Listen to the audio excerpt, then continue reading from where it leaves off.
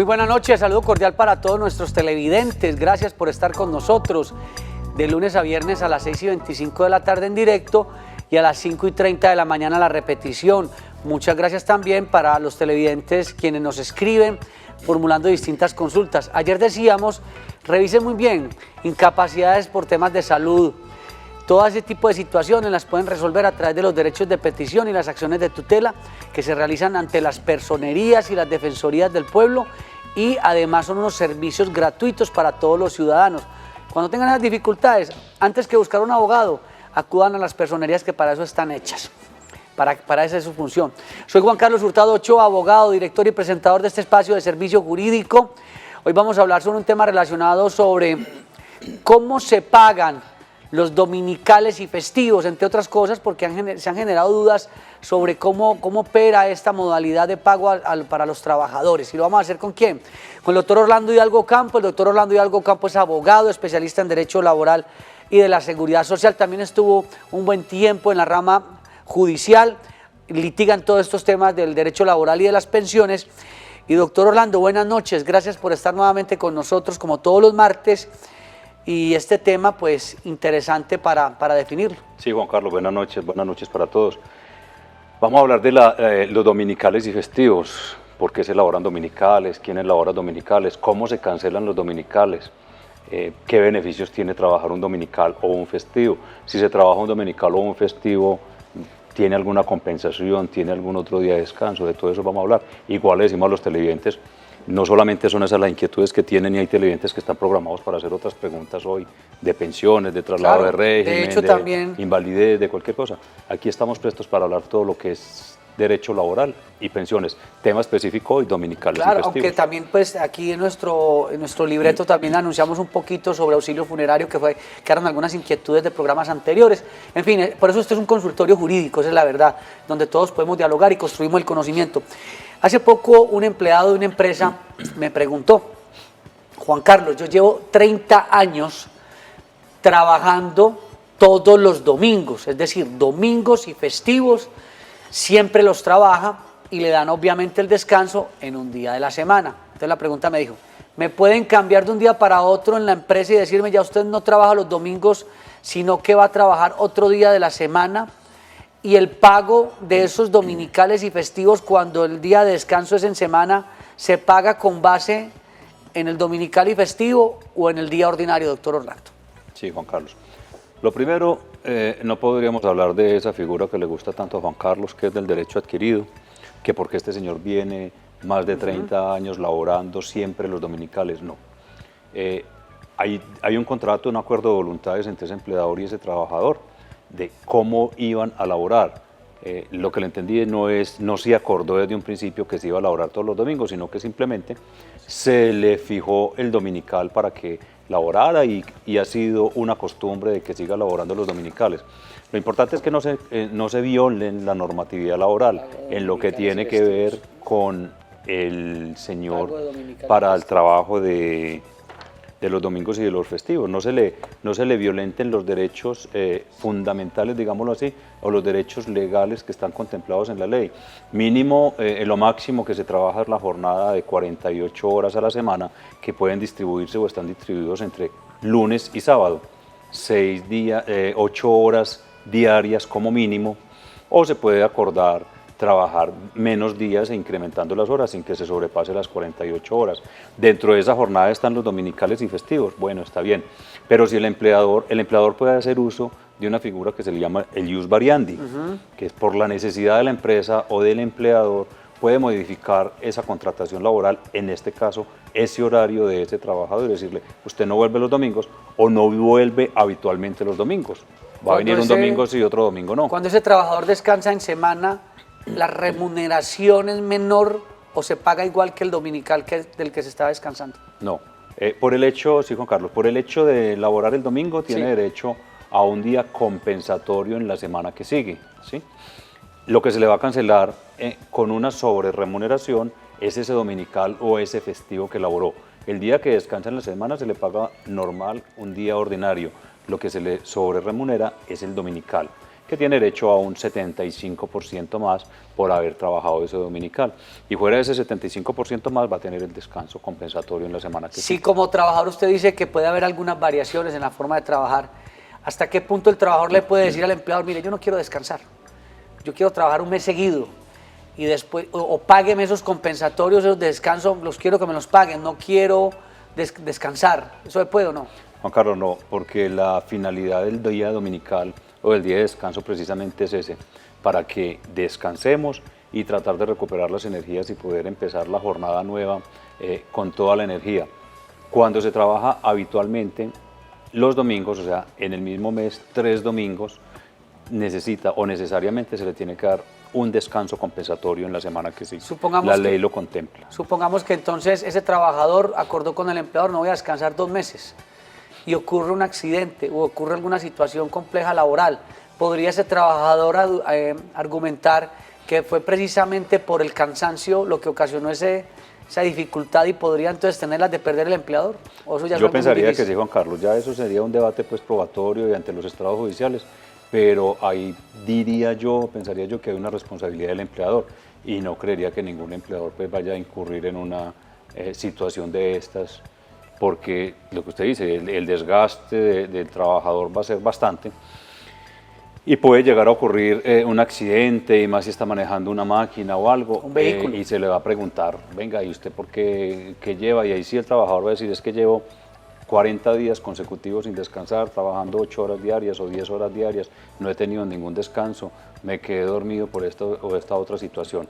Sería algo complejo para el trabajador, para el empleador. Bueno, mientras los televidentes se animan para llamar y preguntar sobre este tema, pues hay otro tema que usted también quiere abordar y está relacionado con la mesada 14. Yo antes de empezar el programa le preguntaba, bueno, ¿y por qué insistir en la mesada 14? ¿Qué está pasando frente a ese tema, doctor Orlando? Juan Carlos, hay mucha inquietud, sobre todo viene desde el año pasado hacia acá. A muchas personas que venían recibiendo la mesada 14, se les empezó, o desde junio del año pasado, por decirlo así, no se les empezó a cancelar la mesada 14, sino que simplemente se les dejó de cancelar. Cuando fueron a averiguar qué pasó con mi mesada 14, porque no me están pagando lo que llaman los pensionados la prima de junio, que realmente se llama la mesada 14, no, porque es que usted no tenía el derecho, porque equivocadamente se lo dimos y todo eso, pero automáticamente el fondo de pensiones dejó de cancelarle esa mesada 14. Entonces, hay muchos televidentes, muchas personas que nos han consultado en la oficina, venga, ¿por qué me dejaron de pagar la mesada 14? Les pregunto a uno, ¿y qué le dijeron? ¿A usted lo llamaron? ¿Usted llegó a un acuerdo con el fondo de pensiones para decir, no me vuelva a pagar? Sí, tiene razón, es una mesada que no merezco o algo, déjemela de pagar, y firmó algún acuerdo. No, simplemente me la dejaron de pagar. Televidentes, los fondos de pensiones unilateralmente, ni ninguna entidad puede revocar sus propios actos sin el consentimiento de la otra persona.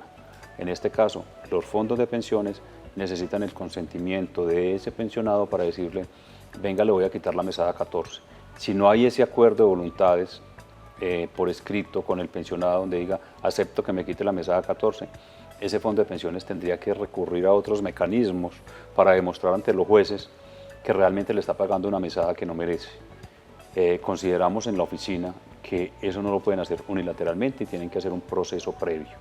Entonces invitamos a todos los televidentes a que se comuniquen con nosotros al 322-2552, 322-2552 en horario de oficina, para que revisemos realmente si a usted sí le tenían por qué quitar la mesada 14 y si hubo un procedimiento debido para quitarle esa mesada 14. Porque lo que nosotros analizábamos, doctor Orlando, para irnos ya con televidente, es que como las pensiones se aumentan después de un salario mínimo sobre el índice de precio al consumidor o la inflación, en fin, y las de salario mínimo con base en lo que diga el gobierno, entonces algunas pensiones tienden a subir, otras a bajar, y ahí hay una línea delgada en esa mesada 14 donde jurídicamente se pueden atacar muchas situaciones donde a dedo le dicen, no, es que ya usted no tiene derecho, porque usted gana más de 3 o 4 salarios mínimos, no sé, el monto que está. Simplemente por una multiplicación que hicieron de 828.116 por 3 y esto da tanto,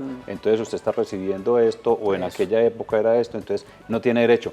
Cuando a través de un acto administrativo o mediante una resolución o mediante un documento le dijeron a usted se le van a pagar las 14 mesadas unilateralmente, especialmente las personas que reciben pensión de Colpensiones unilateralmente no podía decir ya no le vuelvo a pagar la mesada 14.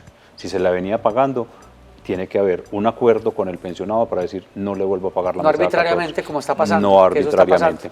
Entonces eso es lo que invitamos a los televidentes, a que revisemos cómo ocurrió eso y si realmente le tenían o no por qué quitar la mesada 14. Doña Carmen, buenas noches. Buenas noches, qué pena, yo quiero hacer una pregunta, pero pienso que de pronto se sale del tema que ustedes están tocando. Mi pregunta es, yo tengo 52 años, yo quise pasarme en determinado momento para Colpensiones porque estoy en fondo privado, pero cuando yo iba a hacer eso, el joven que fue a la oficina me dijo que no lo podía hacer porque yo en ese momento estaba esperando una calificación de la Junta. Esperando todos esos procesos y eso, se me fue yendo como el tiempo. Quisiera saber si a mi edad, a los 52 años, yo puedo acceder y buscar pasarme a Colpensiones. Eso, doctor Orlando, es complejo cuando hay calificación, está en un proceso de calificación para buscar la pensión de invalidez, ¿eso impide en algo el traslado? Juan Carlos, no, igual, mire lo que nos dice la televidente, la señora Carmen, está en un proceso de calificación, no sabemos cómo va a ser esa calificación, no sabemos si realmente usted va a tener derecho a una pensión de invalidez. Entonces, por la edad, conforme a la norma, ya no se podría pasar, ir a firmar un formulario y decir me voy a afiliar a Colpensiones, me quiero cambiar de régimen, de forma voluntaria no lo puede hacer. La única forma de hacerlo es a través de una demanda ante los jueces laborales del país, solicitándoles que le autoricen que se vaya del fondo privado, del régimen de ahorro individual con solidaridad, que son los fondos privados, al RPM, que es el régimen de prima media, que es administrado por Colpensiones. A través de una demanda laboral sí lo lograría, no importando la edad que usted tiene.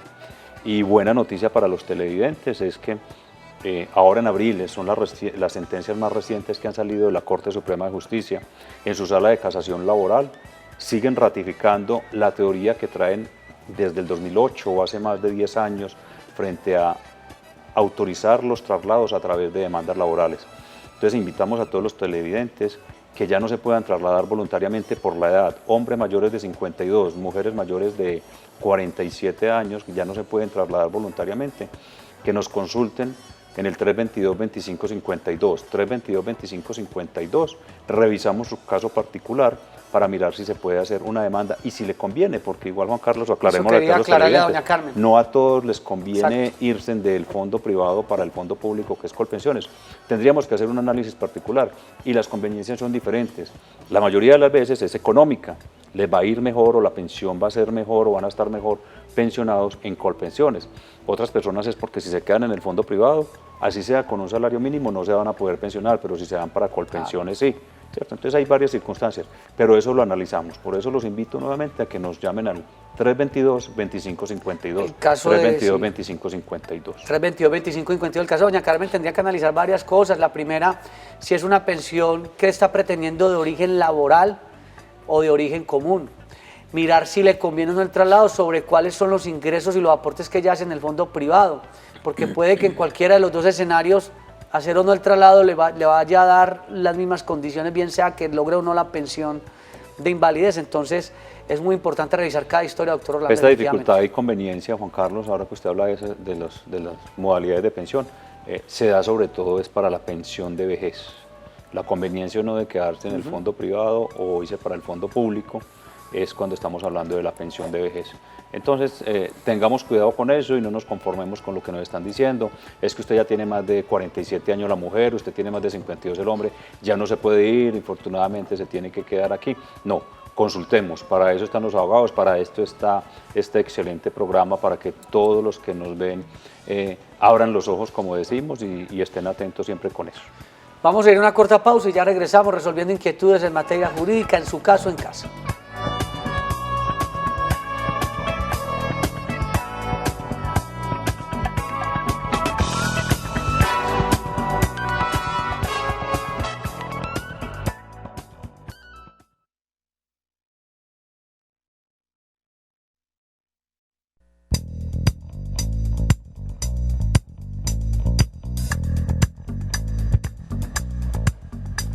Seguimos en Su Caso en Casa con más televidentes pendientes del programa. Don John en Niquía, buenas noches. Buenas noches. ¿Cómo le va? ¿Cómo están? Muy bien, gracias. Muy bien, le hago una pregunta. Me va a salir un poquito del tema. Lo que pasa es que yo trabajo en una unidad y dentro de las 8 horas que nosotros trabajamos, a ver si nosotros tenemos derecho a la alimentación, o sea, a la media hora del desayuno o a la media hora del almuerzo. El almuerzo. Doctor Orlando. Claro. Gracias. En la jornada dice la ley, debe estar partida, una jornada diaria, lo más ideal es que esté partida en 2 la jornada. Por eso es que el horario más común que conocemos es de 8 a 12 y de 2 a 6. Eso es una jornada de 8 horas, Para almorzar. donde está dividida en 2 partes. La misma filosofía para que se tenga el tiempo del descanso, de consumir los alimentos. Ese horario de 12 a 2, cuando la jornada está partida así en el ejemplo que doy, no se tiene como jornada de trabajo. Es un horario libre para el trabajador donde él puede hacer actividades personales y no está subordinado al empleador. Entonces solamente se le reconocería o se le cancelaría ese horario de 8 a 12 de la mañana y de 2 a 6 de la tarde, que son las 8 horas diarias. En esa jornada de 8 horas, pues se supone que usted tiene un descanso para consumir alimentos, para ir al 8 baño. horas seguidas. Pero sí, pero no es que usted tenga por ley que le vayan a dar de esas 8 horas 1 hora para alimentos, porque entonces esa hora se la descontarían. Sí, Y claro. tendrían que No tendría razón de extenderle ser. el horario Claro. para que cumpla realmente con las 8 horas Por ahí puede ir laborales. la cosa, que no sea restándole a las 8 horas la hora del descanso, del almuerzo, de la merienda, sino entre las 8 horas haya un espacio, pero que no se pague esa hora, por supuesto. De 8 a 12, 4 horas, de 2 a 6, otras 4. Otras 4 El mediodía, no le están pagando el Y mediodía. él tiene el tiempo para consumir sus Claro. alimentos, el mediodía no se lo estarían cancelando, es un tiempo libre para que el trabajador realice las actividades que a bien tenga. Pero igual al señor John le invitamos a que nos llame al 322-2552. 322-2552, ya miramos su caso concreto, con documentación, los horarios, porque de pronto es una jornada que están rotando los horarios, entonces ya le podríamos dar una explicación más concreta. Y a comprar termo de café, señor, y bebida energizante para poder aguantar. Para que aguante. No, que esto aquí a veces se queda uno extrañado. Don Luis, buenas noches. Buenas noches. Bien pueda con su pregunta o su comentario. Sí, mire, es que yo estoy peleando la pensión por invalidez. Yo he llamado varias veces, pero es que venga, yo tengo un problemita que a mí cuando la primera calificación que me hicieron no tenía las 50 semanas. Pero entonces yo había quedado vegetal. A mí tengo un 75% por la Junta y 74% por el Seguro Social. Y entonces yo tuve una mejoría, salí del vegetal con las secuelas y todo, ¿no? Pero entonces tuve una mejoría en el 2008 donde yo he podido pues trabajar, ¿no? Y no defenderme prácticamente para poder trabajar, para poder pagar la pensión. Entonces, por las 50 semanas yo ya las tengo, ya eso ya por lo que me la negaron, por las 50 semanas ya yo tengo el tiempo. Pero entonces la fecha de estructuración Es la que no coincide. es la que sí, yo me tocó con tutela por Colpensiones para ver para que me volvieran a calificar. Colpensiones no, me dieron, fue la opción que tocaba por la Junta Regional. La Junta Regional fui, reconocen la invalidez, pero no cambian la fecha. La fecha de estructuración. Don Y Luis nos llamó entonces yo ayer, él es fui de a Girón la Junta Santander. Nacional y también yo fui allá y resulta que lo mismo. Pero en la Junta Nacional un problema, que allá lo que miraron fue las mejorías que tuve y no miraron la gravedad de la enfermedad ni las secuelas, nada de eso. Simplemente como yo quedé vegetal, yo no hablaba, entonces ya puedo hablar. Entonces eso fue una desventaja para mí. Muchas gracias, don Luis. El Don doctor Luis, Orlando va a tenemos estar que- en Bucaramanga a finales de este mes, precisamente porque él está en Girón Santander. Sí, don Luis, igual lo invito para que anote el teléfono de la oficina aquí en Medellín, el 322-2552, 322-2552. Nos llama, nos ponemos en contacto le digo la fecha exacta que vamos a estar en Bucaramanga en este mes, para que nos haga llegar a la oficina, ya que sería más fácil para usted, ya que está allá en Girón, la documentación y revisarla. La inquietud de don Luis es que cuando él lo calificaron la primera vez, bueno, y también la segunda vez, la fecha de estructuración que le dieron es la misma, y en esos 3 años anteriores a la fecha de estructuración no le da las 50 semanas de cotización para tener derecho a una pensión de invalidez. Él dice que siguió cotizando después de esa calificación y ya tiene las 50 semanas, pero no le da con la fecha de calificación. Hay varias jurisprudencias de la Corte, sobre todo la Corte Constitucional. La Corte Suprema todavía no ha ido tan avanzada en ese sentido, pero la Corte Constitucional sí, en el sentido de que lo importante, que la fecha de estructuración, digámoslo así, que no sea solamente la fecha en que le ocurrió el accidente o la contingencia, sino que puede ser la fecha en que lo califican, ¿cierto? O la fecha del último aporte al sistema de pensiones.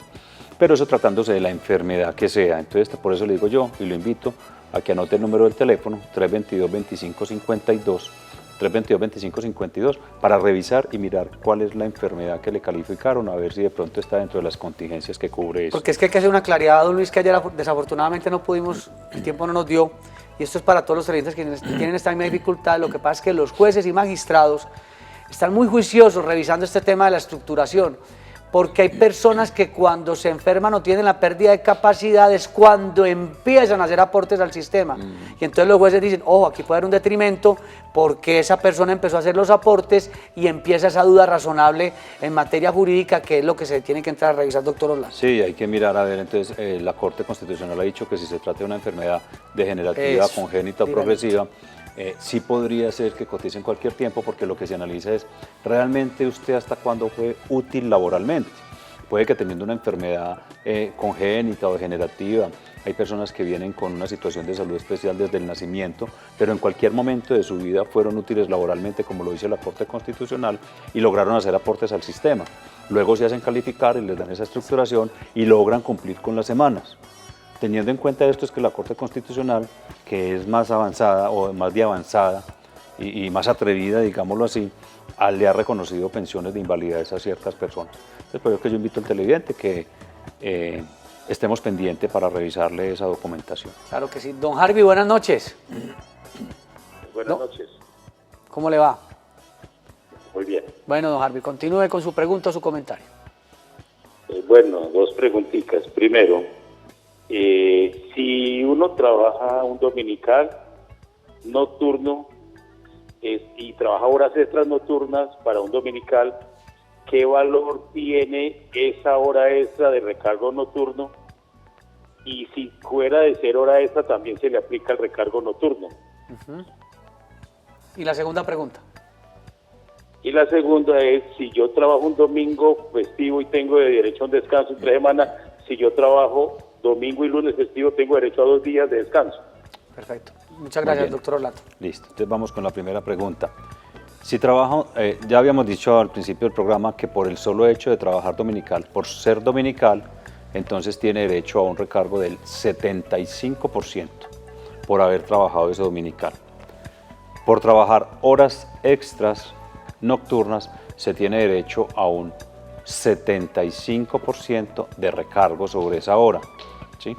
Entonces, por el solo hecho de ser dominical ya tiene derecho a un 75%, y por el hecho de ser extra nocturna tendría derecho a otro 75%, ¿cierto?